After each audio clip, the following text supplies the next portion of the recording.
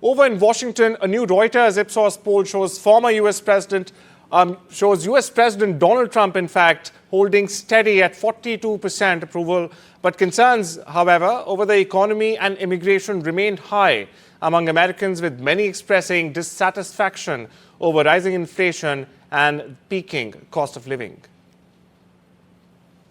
Meanwhile, in Germany, the Social Democrats are voting on a proposed coalition with the conservative CDU-CSU bloc. The deal follows both parties' poor showing in recent elections. The SPD, meanwhile, has secured key cabinet roles, but faces criticism from within.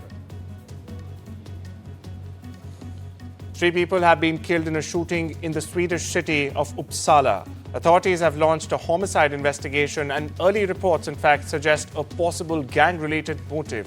A scooter was also seen leaving the scene. Here's more. Jag tycker det är obehagligt. För jag menar, alltså, speciellt när man vet att vi åkte förbi den här. Jag hämtade upp min sambo precis minuter där innan och vi åkte förbi här. Vi bor bredvid och jag tänker alltså, att det rör sig barn, det rör sig ungdomar i de här områdena. Så jag tycker det är väldigt obehagligt.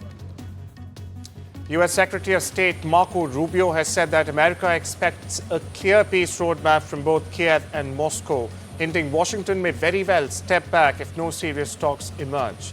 Now, Russia has declared short ceasefires, but Ukraine wants a long-term solution to the issue. Here's more. We are now at a time where concrete proposals need to be delivered by the two parties on how to end this conflict. How we proceed from here is a decision that belongs now to the President. If there is not progress, we will step back as mediators in this process. US and UK have carried out a joint military operation in Yemen targeting Houthi drone facilities near the capital Sana'a. Now, UK has said that the site was in fact used to manufacture drones involved in attacks on the Red Sea shipping corridor. The operation, meanwhile, comes amid a surge in US airstrikes ordered by President Donald Trump. But there are growing concerns, however, over civilian casualties, with the Houthis claiming, or the Houthi rebels, in fact, claiming dozens were killed in recent American strikes.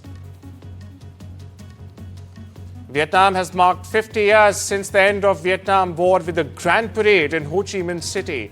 The country's ruling Communist Party called it a victory of faith, in fact, as veterans and leaders remembered the fall of Saigon on the 30th of April 1975.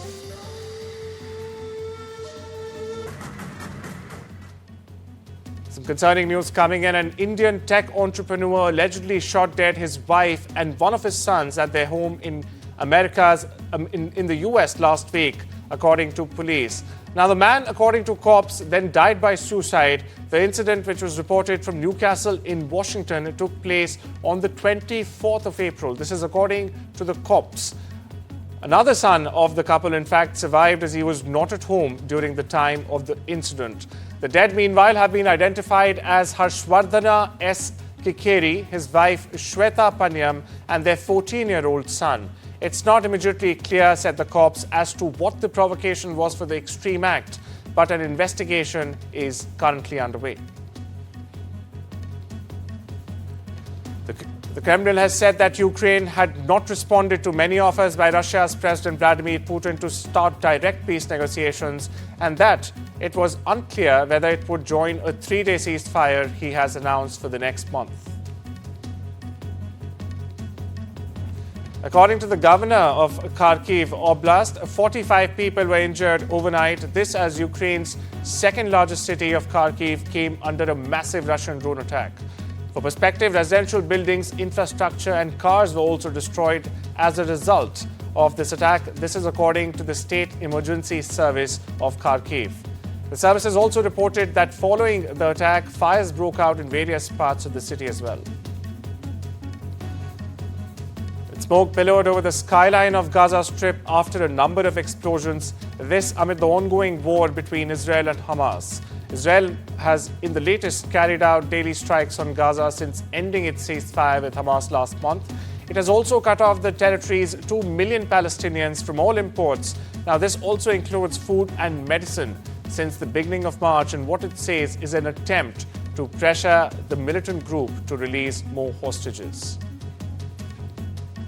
North Korea's Supreme Leader Kim Jong-un and his daughter have inspected the country's newest Navy asset.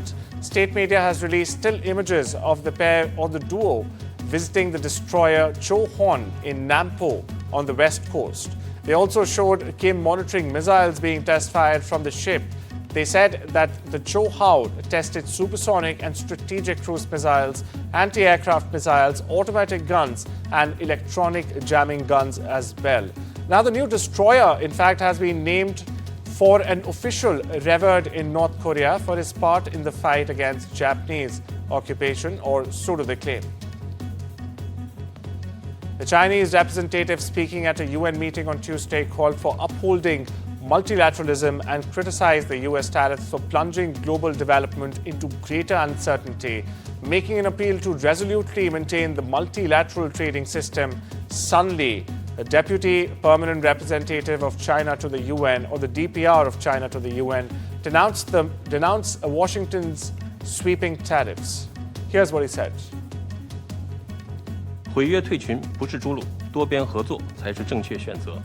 要坚定维护联合国宪章宗旨原则，捍卫以联合国为核心的国际体系，以国际法为基础的国际秩序，以对话解合争端，以合作促共赢。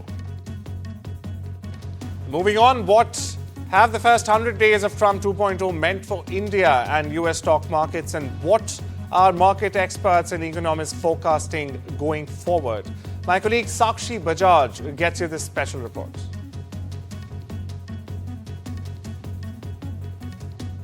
Let's take stock of US President Donald Trump's 100 days.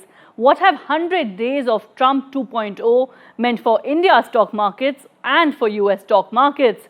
Well, believe it or not, India's stock markets have spiked over 4% since January 20th, 2025, while US stock markets have tumbled over 8.5% since January 20th, 2025.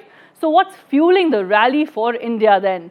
Well, as for starters, really, as per experts, India's economic fundamentals remain robust, whether it is a growth trajectory, where the International Monetary Fund, or the IMF as we know it, is predicting India to lead growth across major economies, or whether it is inflation, which has substantially been moderating.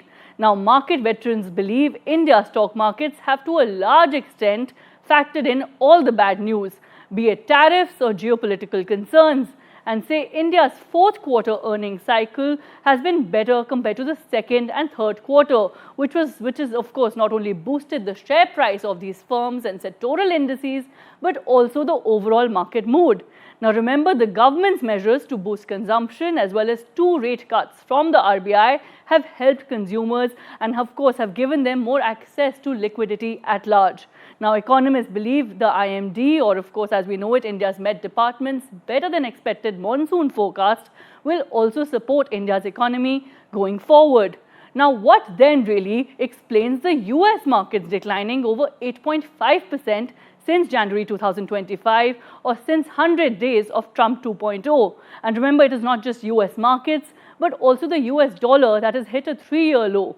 Economists believe investor confidence has been completely shaken with the constant back and forth on tariff talk, consumption slowing in the US, and inflation worries mounting in the US. That really has dented sentiment in the first 100 days of Donald Trump for the United States of America.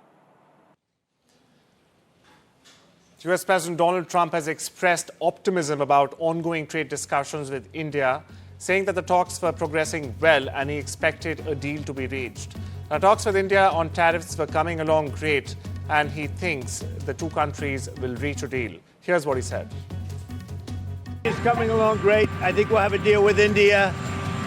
The Prime Minister, as you know, was here 3 weeks ago, and they want to make a deal. We'll see what happens. Thank you. Thank you. The American private space agency Axiom Space, coordinating the space flight for India's second Gaganyatri for perspective, Group Captain Subhanshu Shukla has in fact announced that the liftoff of the Axiom 4 mission is slated for the 29th of May at 10:33 p.m. local time. Shukla and 3 others, in fact, will lift off from the Kennedy Space Center in Florida on the SpaceX Falcon 9 rocket and the SpaceX Crew Dragon for a fortnight-long mission to the International Space Station, or the ISS. Shukla, in fact, will fly as the pilot for the mission along with an American, Polish and Hungarian astronaut.